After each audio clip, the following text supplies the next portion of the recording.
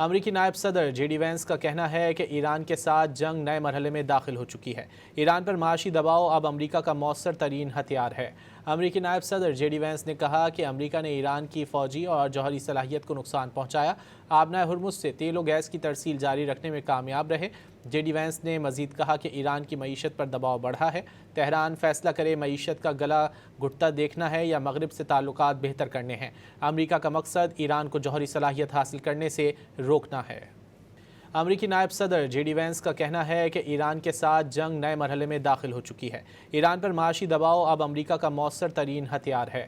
امریکی نائب صدر جے ڈی وینس نے کہا کہ امریکہ نے ایران کی فوجی اور جوہری صلاحیت کو نقصان پہنچایا، آبنائے ہرمز سے تیل و گیس کی ترسیل جاری رکھنے میں کامیاب رہے۔